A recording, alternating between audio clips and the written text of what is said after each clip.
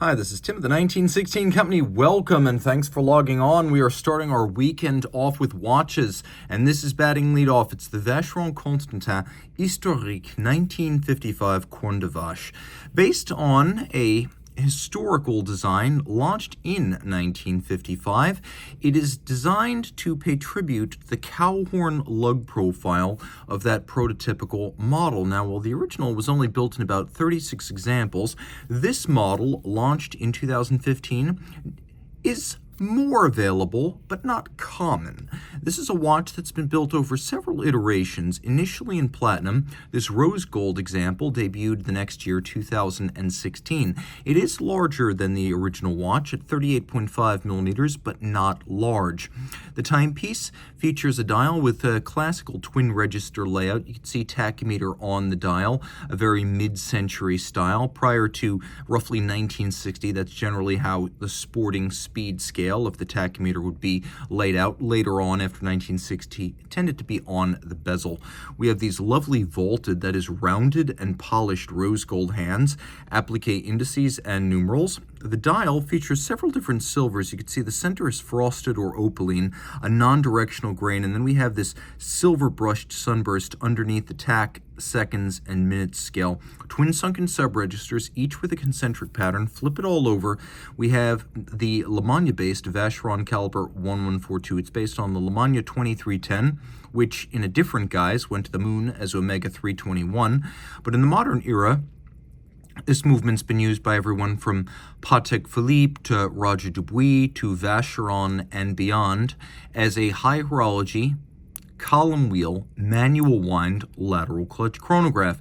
Now, Vacheron does make quite a few changes, but the basic parameters include a 3 Hz beat rate, column wheel, capped with a Maltese cross, a lateral clutch.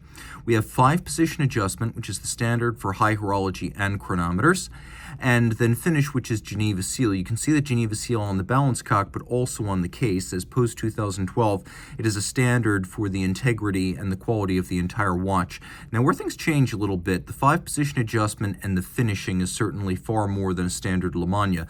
So is the beat rate, this 3 Hz versus the standard Lemania's 2.5 Hz or 18,000 vibrations. Now, there's also an overcoil hairspring fitted, which you can see well here, and a free-sprung balance for more precise tuning and better stability against shock.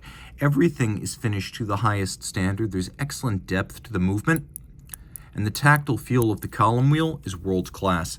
At 38.5, it's not big by any means, though it has a nice presence on the wrist. It certainly won't look like a quarter strapped to your wrist. It is a dress watch, so it will fit underneath the cuff, but being relatively modest in size, this could also be considered a unisex option for a woman who likes a men's style and maybe a slightly larger look on the wrist. So this is a lot more versatile than you might think at first glance, and I've always felt that colored gold, yellow or rose, works in smaller sizes and vintage styles better than on big modern watches. Well, this watch aces both those criteria, smaller and very historic in its aesthetic.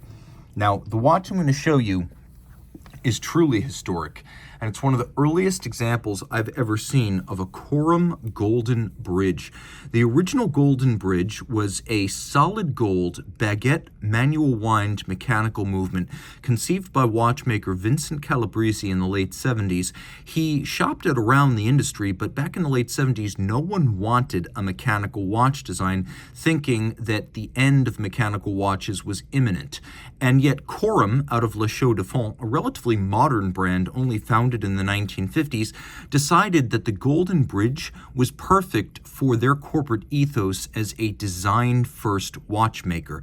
And so alongside previous watches, like, for example, the Feather, the Rolls-Royce, the Coin, the golden bridge was launched in 1980. And it quickly became, along with the Admiral's Cup, one of the constant icons, one of the perpetual offerings in the catalog, but we're not used to seeing early examples, and this one, featuring pre-1995 hallmarks and case-back winding and setting, is one of the earliest I've ever encountered. Now, I should mention the condition is excellent. As you can see, the stampings on the back are still quite deep, and even the engravings of reference and serial number, these aren't stamped, these are etched in, these are still visible. And we have on the case back a little lever. It's a bit like a miniature version of what you find on a Resonance Type 1, but you lift this up and now you can wind it.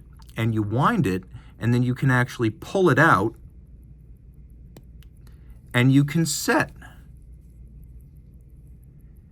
And it is the baguette caliber in solid gold that Calabrese envisioned. So we have at the bottom the barrel, we have the multiplication drivetrain, which reduces torque but increases speed. We have the escape wheel, the lever, and then the balance. And this is not just a golden colored movement. This is actual hand engraved 18-karat gold. And that was part of the premise from the beginning. Not just a baguette movement, but a solid gold shaft of mechanical watchmaking running vertically from one end to the other. You can see it even says 18 karat on there with a lovely florisant or floral design like banknote scrolling. And this is how the early Corum golden bridges were constructed. You can even see that the way the case is made with screws inserted into the case back, holding the entire sandwich of case and bezel and case back together, very uncommon. The lugs are welded to the case in a very slow-going manual process, characteristic of the way cases would have been made previously. Very few watches are made today with hand-welded lugs. This is an extraordinarily handmade watch with this lovely triple gadroon tiered bezel. This watch is a moment frozen in time, and that moment is the late 1980s and early 1990s. And again, this is years before FP Journe started making solid gold movements. At 35 millimeters, it might sound like it's teensy. It actually wears like a very traditional dress watch. So back when this was made, 35 millimeters was a very respectable size for a men's dress watch.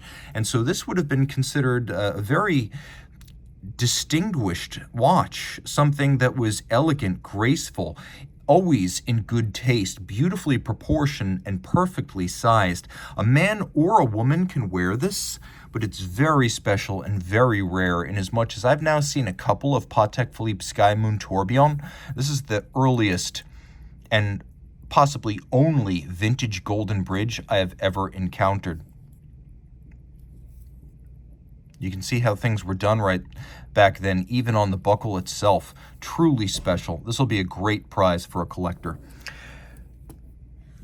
Vincent Calabrese is an independent watchmaker of note today, but a rising star, Finnish-born, Leloke-based Torsti Laine created a series of watches under the name Gelidus, or icy in Latin. Well, this is the G3, a update of his Gelidus design in steel, 40.5 millimeters. Look at how he's enhanced the design of the case by scooping it out and black polishing. This is a rare aesthetic and an original take on a case profile.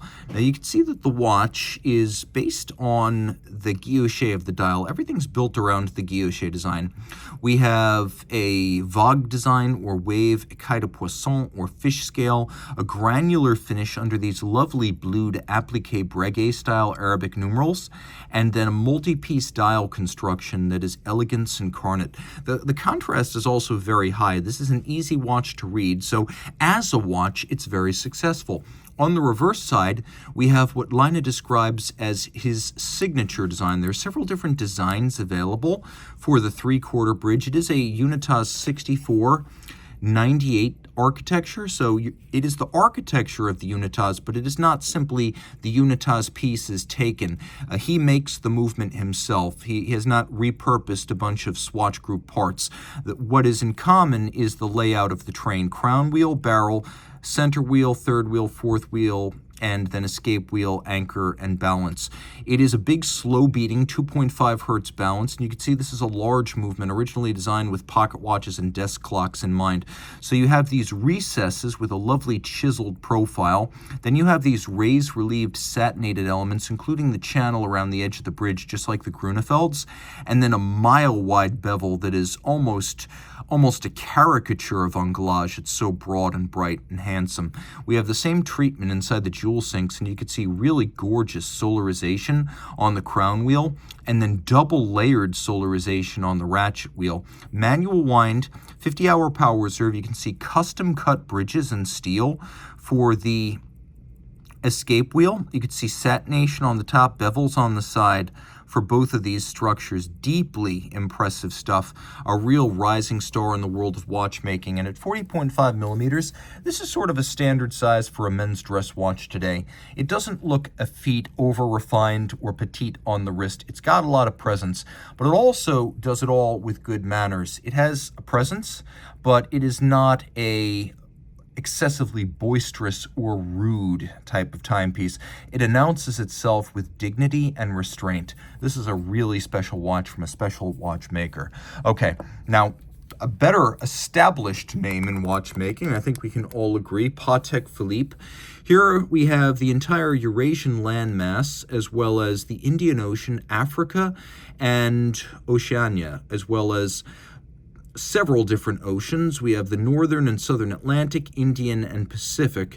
This is cloisonné enamel. You're looking at the Patek Philippe 5131 in white gold. So this is the 5131G010. It's a very large Patek world timer, in as much as the subsequent 5231 was a smaller watch. This is 39.5, but with a crown guard structure that makes it look a lot bigger than it is. Now you can see, because everything is given over to the complication, the world time, and the cloisonné enamel dial, we have the city of origin and the maker actually engraved on the bezel. Now, the way this works, it's quite simple. You put your city of reference, Auckland, New Zealand, for example, the city of sales, up at 12 o'clock. So that's the city where you are now. And you could see in Auckland, it's 8 o'clock in the morning, so it's 8 a.m. You could see that in London, exactly the opposite, 12 hours removed. So that's how you do this. You look 180 degrees opposed. So you can see it is midday in Los Angeles and it is midnight in Moscow. That's how that works. You have 24 reference cities representing the world's 24 principal time zones, and you change your reference city using this little pusher. So this is a combination of innovations by Patek Philippe and pioneering world time watchmaker Louis Cotier, ranging from his initial design for a orbital world time system in the 30s through to Patek's evolution of the system with this patented pusher adjuster system that changes the reference time, the local hour, and the reference city. And if you do want to adjust everything manually, you can see that the 24-hour reference ring moves counterclockwise while the primary hour moves clockwise. Now, the way this works is the hour adjacent to the city is the hour that it is in the city. So in Riyadh, it's 3 in the morning. In Hawaii, you can see it's 2 in the afternoon. Then you just read the minutes centrally. Now, each dial center is on precious metal. It's a work of art in its own regard. You have a combination of grand faux enamel, which requires up to 20 firings at 800 degrees Celsius. And different colors of enamel are used, but so are different weightings or thicknesses of enamel to create different shadings. So not just different colors, but different shadings where they run together. And then the cloisons, or the little gold wires, are shaped by hand to create the boundaries of the land masses. It's a work of art, and this is an application piece. If you want to buy one of these from Patek, you have to be approved to buy. One of the advantages of these pre-owned pieces is that you can take delivery immediately. On the back, we have the caliber 240 HU Universel. 48-hour power reserve micro rotor, so you get the convenience of an automatic, but with the open display caseback vista of a manual and the thin profile of a manual. Free sprung, silicon, hairspring, anti-magnetic, very accurate as a timekeeper. It does have a lot of presence. If there's one thing about the 5130 and 5131, it's that being bigger than their predecessors and their succeeding model, if you want the ultimate in wrist presence from a Patek world timer, you want a 5130 or a 5131. And of course, a 31 means you get the enamel dial. A very special watch and a very exclusive watch. A work of art on many levels.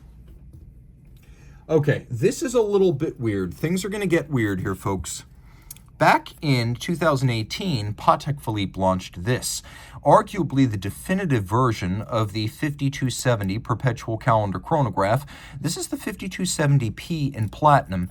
And then in 2021, Breitling launched this. This is the Breitling Premier B25 Datura, named after the triple calendar moon phase chronographs made by Breitling in the 40s. The thing is, side by side, there is a little bit more than a family resemblance. Everyone saw this and thought, Breitling, did you just do that? And Breitling's like, yeah, we did. So look, let's be perfectly honest. This is objectively a better watch in every way. Handmade, hand-finished, rare, and exquisite. It is horlogerie at its best. It also costs $175,000 to $180,000 pre-owned, whereas this costs more like 10. So I'm not going to claim that Breitling has one-upped Patek Philippe or stolen its thunder. These watches are for different people, or one person who wants there to be no obvious visual distinction between his finest watch and his daily driver. And in fact, if you wear these interchangeably, chances are people at your office won't even notice. But Breitling, surprisingly, manages to land a few blows on the Patek, and here's how it does that. First, one feature the Breitling has the Patek doesn't. It's got lume. Another feature the Breitling has that the Patek doesn't, just make sure we're not in the date change zone here, the Breitling actually has a quick set system. So you can rapidly set the moon phase, but you can also rapidly set the date and the month. On the Patek, everything is set with pusher adjusters. This case is 100 meters water resistant, and if you like automatic winding, the Breitling has it, the Patek does not. This is a certified chronometer, and although it is a 7750 architecture, it is a Concepto C2000, which means it's Concepto's version of the 7750, and it's got a column wheel for better feel. The clasp has trigger release, so it can't pop open inadvertently, and there are some nostalgic touches like the strakes in the case, the plexiglass-like sapphire, and the little 3-minute marks on the chronograph minutes register to recall the way long-distance phone calls were billed back in the mid-20th century. On the wrist, again, from a distance, it can be difficult to tell them apart. Here's the Breitling, steel at 42 millimeters. Now here is the Patek Philippe, platinum and 41 millimeters. At first glance, you might not notice. Now, the Patek is a lot thinner. It has a diamond between the lugs. It also features a 65-hour power reserve, a perpetual calendar, not a simple calendar, and the hands and dial applique are black and white gold, not rhodium-plated steel. You can see the case is a lot more nuanced and sophisticated. Take a look at the movement. Obviously, hand-finished. Every piece in this case deserves to be in a vitrine at the Museum of Modern Art in New York City. Black polished capped column wheel, an instantaneous minute jumper, a free-sprung Gyromax style balance with an overcoil hairspring, 6-position adjustment, a lateral clutch. Of course, at Patek, overcoil hairsprings and lateral clutches are considered to be more demanding to work on than vertical clutches and silicone hairsprings. So while they are older tech, they're also more demanding, which is why more senior Patek watchmakers work on this type of chronograph. Clearly, Breitling has not one-upped Patek Philippe. If anything, I would imagine that the folks at Patek probably appreciated the flattery, because imitation is the sincerest form of flattery. You could see here, though, side by side, there is a difference in these two salmon dials. This one has more of a rosy undertone, whereas this one is more overtly orange. And that's the kind of thing you would only notice if you put them side by side. Spoiler alert, guys, I've got a comparison video of these two coming, so there will be more to say fairly soon. I don't dream of FP Journe watches. I dream of other things. They are not generally Grail watches for me, with one exception, and this is it. This is called the FP Journe Chronometre Optimum, but it may as well be called the Ultimate. First, according to Journe himself, this is the most accurate mechanical watch he knows how to make. Second, if you were to ask me what is my dream FP Journe, it would be a black label Chronometre Optimum. Guess what this is? 42 millimeters, this is the larger case size. 40 or 42, the Optimum was never offered in 38 because of the size of the movement inside of it. And because the dial can be a little bit crowded in the 40 millimeter case size, I'm actually cool with the 42. Black label with a black and gold dial on a platinum case is an aesthetic that's exclusive to Journe boutiques and then available only to prior purchasers of new Journe watches. Now, the key thing here is that you don't just buy a CB or a CS and get to buy black label. Word on the street is you now have to pay about $400,000 to the Journe boutique in new watches to even get the eligibility to buy black label. So again, this is available now. Now, you could see there is a scrolling seconds display here, but on the back, we have a counterclockwise rotating deadbeat seconds hand that's based on the linear spring, which is the remontoir constant force device. So in creating his most accurate mechanical watch, Journe used a couple of tricks. On the dial side, note how we have this little red sweep underneath 40. Well, this is a 70-hour power reserve, but for 45 hours, you want to keep that hand pointed at a number, not the red arc. For 45 hours, the remontoir operates, and this little aperture lets you know it's functioning, ensuring that for 45 hours, the escapement gets constant force and the balance maintains constant amplitude, which allows for very precise regulation. You could see we have two barrels, not one, to provide a more robust and consistent supply of force, but then we also have the remontoir downstream to provide truly constant force. You could see then we have two escape wheels. I don't know how well this is communicated by the camera, but there are two wheels in titanium, and they directly impulse the roller jewel of the balance. There is no Swiss lever. This is like Breguet's 1802 natural escapement, and Journe boasts that his, uniquely among this already rare type of escapement, is self-starting. Because these wheels directly impulse the balance and then only in its direction of travel, this type of escapement improves power reserve, improves chronometry, and reduces maintenance requirements. You could see too here, we have 6-position adjustment. Most Journe watches are not adjusted in 6 positions, which is one more than a chronometer. You can also see the use of an overcoil hairspring, a feature that is used on only a handful of Journe watches. Because of the more centered mass of an overcoil, in any position, it keeps more consistent time. Finally, you can see there is a black polished cap in steel over the stud holder. This is a free-sprung balance with all of the adjustments performed using these eccentric screws on the balance itself. All the bridges are 18-karat rose gold. The base plate is 18-karat rose gold. So with a platinum case, a solid gold dial, and a solid gold movement, it is hefty in the hand. This is a custom strap that uses a solid platinum wire as its binding thread. Is this thing special? You better believe it. Throw it on the wrist. It's about 51.5 millimeters lug to lug, but it's still quite thin. You can see it wears well on my wrist. I'm quite comfortable with this, and because of the less constrained and less crowded dial, I think 42 might even be the way I would go with this watch. We'll zoom out a little bit so you can get a better look from a distance, everything in perspective, of course, my arm and my hand visible. This fits just fine. One of the rarest and most sought Journe watches, the Chronometre Optimum in black label form, is the best of the best. He calls it the Optimum, I call it the Ultimate.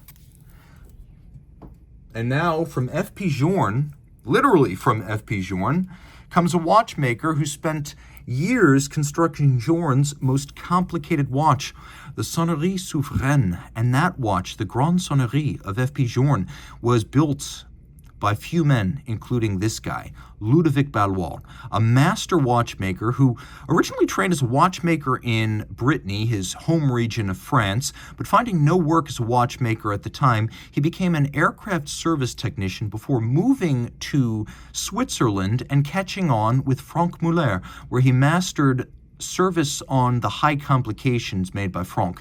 He moved from there to FP Journe, where he constructed the most exclusive chiming watches before creating his own brand, manufacturer Ludovic Ballouard, in 2009. And this was his debut watch. Like his Harry Winston Opus 13, it features a distinctive jumping time display. It's called the upside down because only the current hour is right side up. All of the others are upside down. And the reason the current hour is the only one right side up is because he insists only this moment matters. Now, this is an aventurine glass dial in a platinum case, which makes it a rare limited edition, as only 7 were constructed like this. You can also see that the individual discs are made of aventurine. The case in platinum is 41 millimeters in diameter and completely hand engraved. Where you see lettering or you see characters, Ludovic Ballouard has used a burin to freehand engrave the case. He makes every part of the movement and finishes it in-house. Now, this is a movement with a 35 to 40 hour power reserve. The core of it, that is the whole of the donut, is based on the architecture of a Peso 7001. It doesn't use any of the Peso parts though. These are all fabricated from scratch. The outer portion is the secret sauce. There is a circumferential ring that has little lobes, and you could see them here. The 2 lobes apply to the currently indicated hour. And then we have 1 trailing lobe, and we have 1 oncoming lobe. And there is a snail cam with a jumper spring that will jump the mechanism, and I'll show you how this works.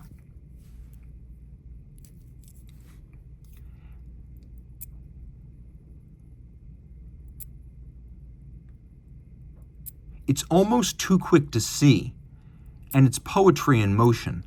You can get these bridges and plates rose gold, yellow gold, or rhodium gilded. He uses a beautiful snailed technique as well as true mirrored anglage. Ballouard makes between 1 and 2 dozen watches a year out of his Geneva workshop. I'm not going to call it a factory. He has a personal relationship with his buyers, even those who own the watches secondhand. He wants to know the people who love what he loves, which is watchmaking. You could see the degree of attention to detail on these steel parts, the cam, the jumper, really special stuff. Exclusivity guaranteed from one of the nicest guys in watchmaking, and the watch has presence, there's no doubt about that. It's got a trick that I may not be able to demonstrate here, but the flank of the case is concave, and it works like a concave mirror. When you look into it, it shows you your image upside down. How is that for totality of an idea? Everything here is a reflection of the notion of Ludovic Ballouard, who, by the way, is one of the most approachable people you meet. He doesn't speak a lot of English, but he speaks it with gusto. And unlike his former boss at Journe, he's definitely a guy you can approach without fear at a watch event. Ludovic Ballouard, master watchmaker and creator of the Upside Down. If you like this or any of the watches you've seen today, reach out to Team Mosso at the 1916company.com for purchase and pricing details.